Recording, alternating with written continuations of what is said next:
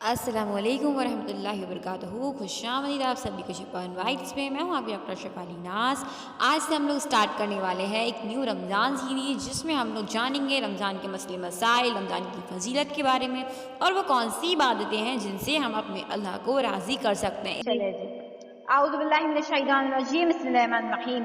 رمضان المبارک کی تیاری، ہر چیز کی تیاری اس کے آنے سے پہلے ہوتی ہے. مثلا مہمان کی آمد ہو یا کسی کے آنے کی خبر ہو، اس کے بعد نہیں، اس کے آنے سے پہلے تیاری ہوتی ہے. اسی طرح رمضان بھی مومنوں کے لیے بہت ہی اہم اور معظم مہینہ ہے، یعنی عزت و احترام والا مہینہ ہے. اس کی قدر کے لیے بھی پہلے سے ذہنی اور ذہنی یعنی فزیکلی اور مینٹلی ہم کو فٹ ہو جانا ہے. ہم کو کیوں فزیکلی فٹ ہونے کی ضرورت کیوں ہے؟ کیونکہ ہماری باڈی میں انرجی ہونی چاہیے، ایکٹیونیس ہونی چاہیے. مینٹلی فٹ ہو جانا ہے کیونکہ ہمیں ذکر و اذکار بہت کرنا ہے، بہت تسبیحیں پڑھنی ہے، استغفار درود شریف کی انشاءاللہ. تو ہمیں فزیکلی اور مینٹلی فٹ ہو جانا چاہیے. لوگ پین پیپر لے کے بیٹھے ہیں، سب اس میں نوٹ کرتے جائیں کہ ہمیں فزیکلی فٹ ہونا، یعنی اپنی فزیکل ہیلتھ، ہماری جو باڈی ہے، ہاتھ پیر اپنے. رمضان کی تیاری میں دو چیزیں ہیں. پہلا ہے دنیاوی اعتبار سے، پھر دوسرا ہے پہلا ہے دنیاوی اعتبار سے. پہلے ہم اس کو سمجھ لیتے ہیں. رمضان کی جو تیاری ہم کریں دنیاوی اعتبار سے اس طرح کریں گے، دنیاوی مشغولی و مصروفیات سے ہمیں اپنے آپ کو جتنا فارغ کر سکتے ہیں کر لینا ہے. جیسے کہ آپ کو واقعہ یاد ہے، ذمہ داری والا، میں آپ کو بتائی تھی کہ ایک بابا بیٹھے تھے دریا کے کنارے. ایک صاحب نے آن کے پوچھا کہ بابا یہاں کیا کر رہے ہو؟ بابا بولتے ہیں کہ میں اس دریا کے بہنے کا انتظار کر رہا ہوں کہ یہ دریا بہ جائے تو میں ندی پار کروں. وہ انسان بولتا ہے کہ بابا یہ دریا تو بہنے والا نہیں، تو یہیں رہے گا اپنی جگہ پہ. تو بولا میں یہی تو بات میں تم لوگ کو سمجھانا چاہتا ہوں کہ انسان کی ذمہ داریاں بھی اسی طریقے سے ہیں. تم لوگ سوچو کہ آج بچے چھوٹے ہیں، آج سردی ہے، آج گرمی ہے، آج مجھے یہ کام ہے، آج مجھے وہ کام ہے. تو ہم لوگ کی ذمہ داریاں کبھی ختم ہونے والی نہیں ہے. لہٰذا جس طریقے سے ہم نے شپ بنا لی ہے، اسٹیمر بنا لیا، یعنی کیا پانی کو پار کرنے کے ذریعے بنا لیے، اسی طریقے سے ہمیں اپنے دین میں بھی آسانی لانے کے لیے ان طریقوں کو، سائنس کو، ٹیکنالوجی کو یوز میں لانا چاہیے. اور اپنی مصروفیات کو ہمیں تھوڑا سا کم کر لینا چاہیے. اس کے لیے بہترین طریقے ایجاد کرنے چاہیے. اپنے آپ کو جتنا فارغ کر سکتے ہو کر لیں، تاکہ رمضان المبارک کا مہینہ مکمل یکسوئی یعنی کہ بالکل کنٹینیوسی کے ساتھ عبادت میں گزار سکے. دوسرا ہے دینی اعتبار سے. دنیاوی اعتبار سمجھ میں آیا نا آپ لوگ کے؟ دینی اعتبار سے رمضان المبارک کی تیاری کا مطلب یہ ہے کہ شعبان المعظم کے مہینے سے ہی آپ نے دن اور رات کے معاملات کو کچھ اس طرح ترتیب دیجیے کہ فضائل و فرائض و واجبات کے ساتھ ساتھ نفلی بات کا بھی خوب اہتمام ہونا شروع ہو جائے. پانچوں فرض نمازیں باجماعت صف اول میں ادا کی، یعنی کہ اول وقت پہ فجر کی نماز فجر کے وقت پہ، ظہر کے وقت پہ، عصر پہ، عشاء پہ انشاءاللہ اس طریقے سے نمازیں ادا کریں. اسی کے ساتھ نوافل ادا کریں. جیسے کہ میں آپ کو بتائیں چاشت کی نماز. سب سے پہلے اشراق آتی ہے، سب سے پہلے فجر کی نماز آپ پڑھ کے چکے.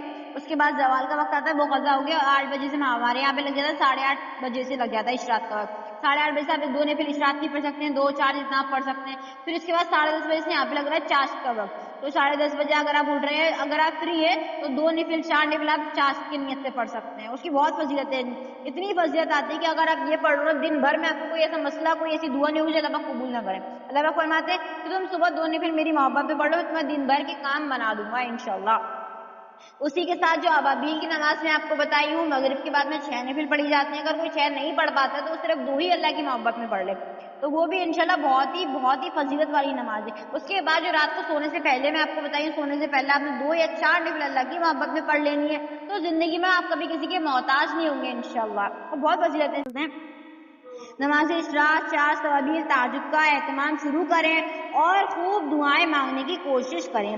یاد رکھیے دینی و دنیاوی اعتبار سے رمضان کی تیاری کا مطلب شعبان ہی سے شروع کر دینا ہے، کیونکہ رمضان کے چاند نکلنے کے بعد تیاری کرتے کرتے آپ کو کافی وقت نکل جائے گا.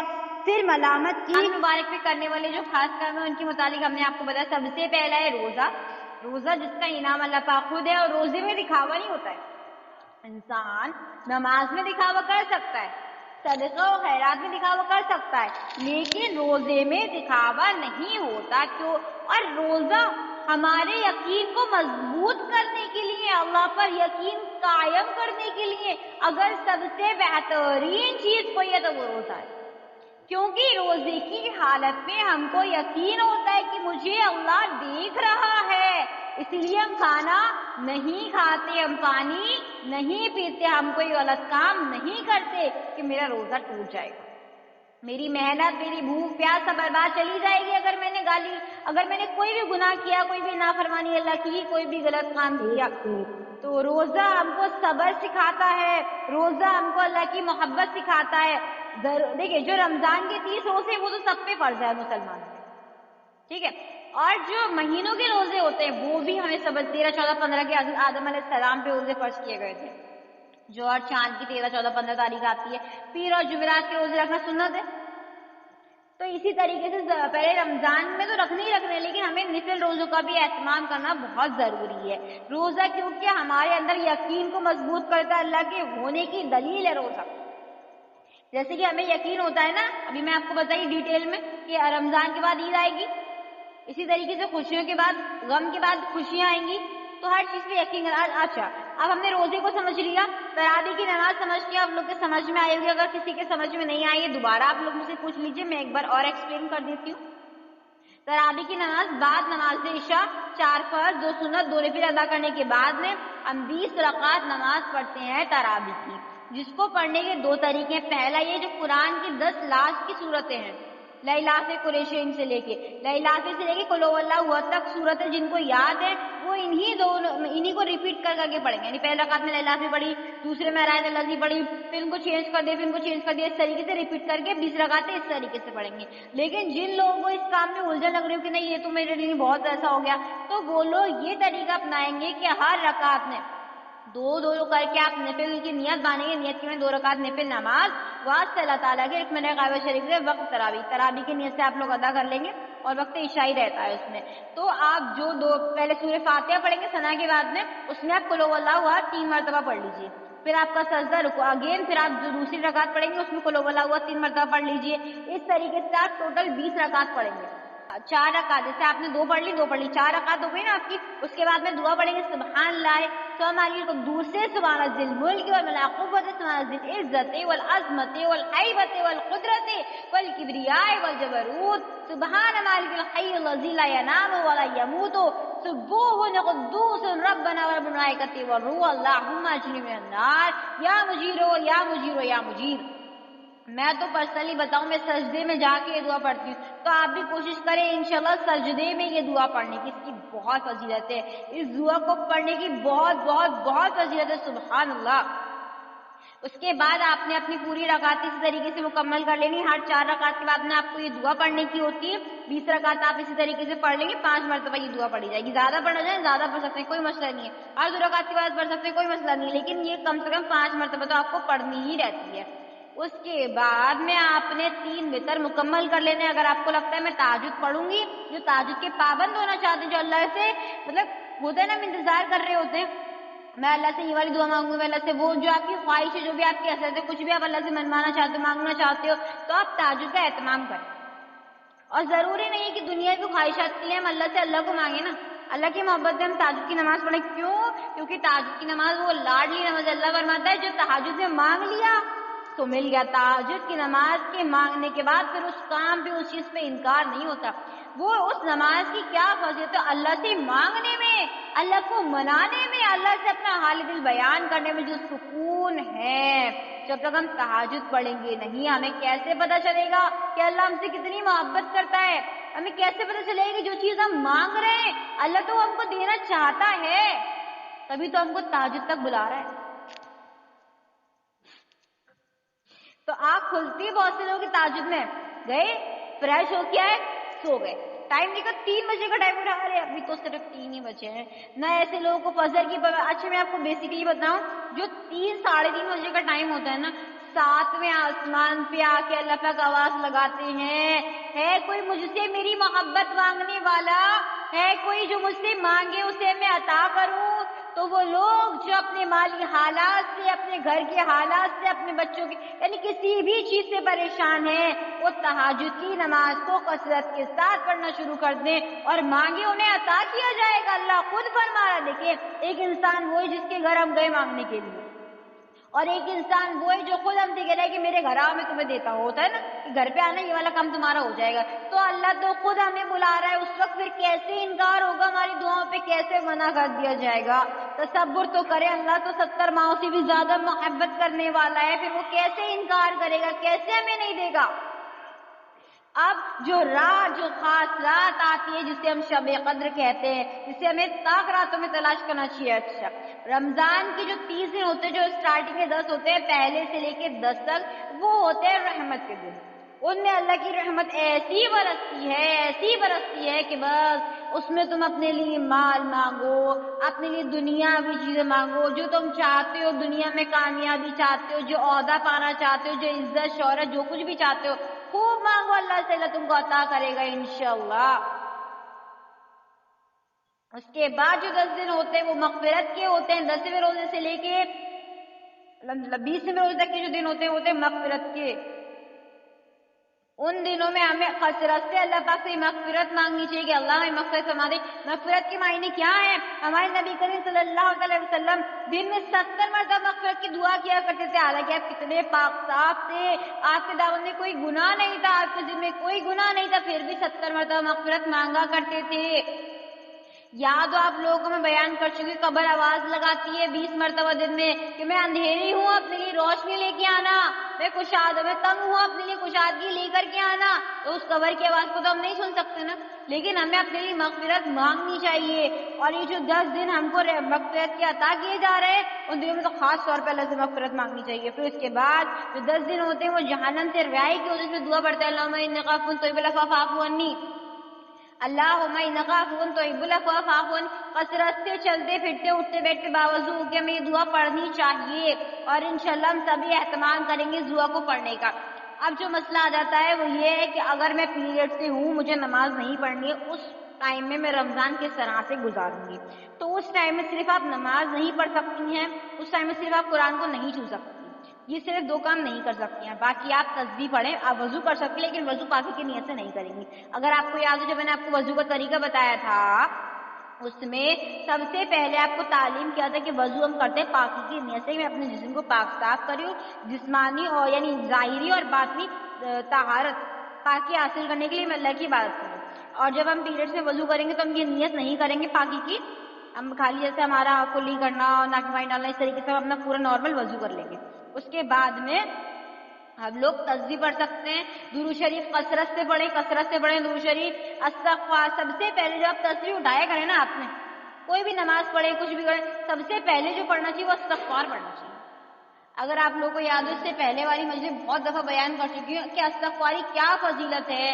استغفار یعنی توبہ وہ صابن ہے جو ہمارے دامن سے گناہوں کے ایسے دھو دیتی کہ ہمارا لباس، ہمارا کردار بالکل پاک صاف ہو جاتا ہے. اسی لیے جب تسبیح اٹھایا گئے نا، آپ نے پہلے 100 مرتبہ استغفر اللہ یہ پڑھ لیں. اس کے بعد میں درود شریف پڑھیں. اس کے بعد جو آپ کو وظیفہ بتایا گیا ہے، جو دعائیں بتائی گئی، جو بھی اذکار بتائے گئے، پھر وہ آپ پڑھا کریں، پھر اس کا اثر ہوگا. اور سبحان اللہ، اثر بھی دیکھنے لائق اثر ہوگا اس کا انشاءاللہ.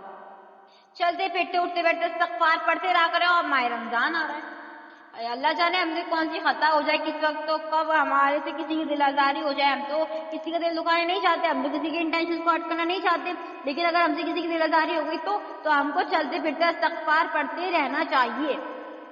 پھر رمضان کے اعتبار سے انشاءاللہ جو سورہ اخلاص خاص میں نے آپ کو تعلیم کی گئی ہے، قل هو اللہ احد یا حنان اللہ الصمد یا منان لم یلد یا کریم ولم یولد یا رحیم ولم یکن له کفوا احد یا عزیز من کل عزیز بے حق عزیز. تو خاص طور پہ یہ سورہ آپ کو پڑھنی ہے 102 مرتبہ، جو زیادہ نہیں پڑھ پائیں کم سے کم 1002 مرتبہ تو آپ اس کو پڑھنے کی پابندی بنائیں. اور اس کے رمضان جب آپ اس کا چاند دیکھیں گے نا، آپ کہیں گے کہ مطلب میں نے کہاں سے شروع کرا تھا اپنا سفر اور آج میں کہاں پہنچ گئی ہوں.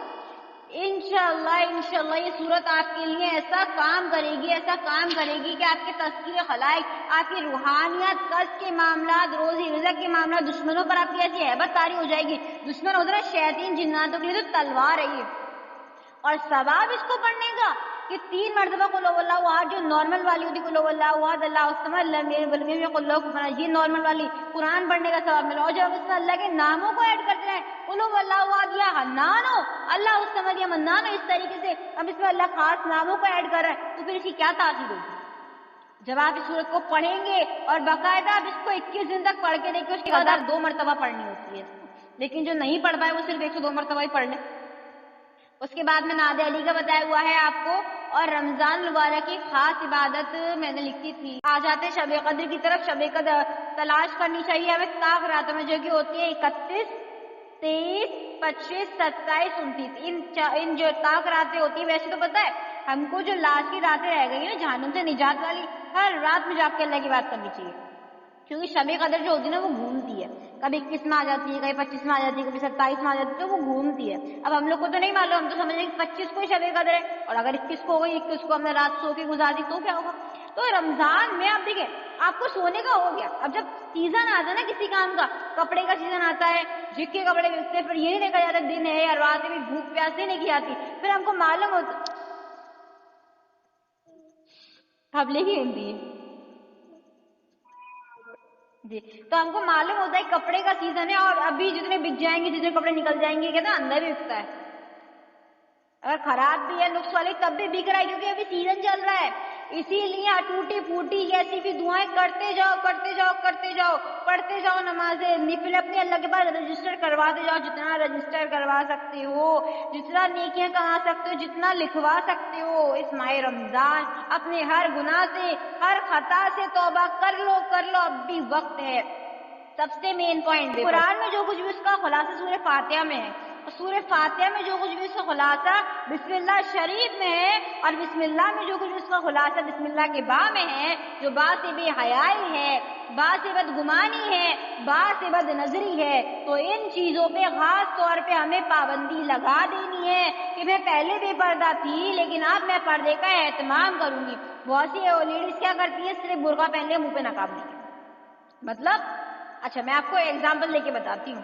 एक तो है बेपर्दा, कि वो पर्दा कर ही नहीं रही है, वो जीन्स टॉप पहन रही है, वो बाल खोल के चल रही है, उसे बोलेंगे हम बेपर्दा, ठीक है। एक है बापर्दा, कि भाई वो पर्दा भी करी हुई, ग्लव्स भी पहनी हुई, नकाब भी लगाई, बापर्दा हो गई। अब बहुत सी लेडीज ऐसी होती है, तो वो इधर में है ना इधर में, हम तो बीच के हैं, ना तो जन्नत में है ना जहन्ना वो जन्नती है ना वो जहन्नमी। अभी बीच के, अभी उन्हें खुद नहीं पता कि हम किधर जाएंगे।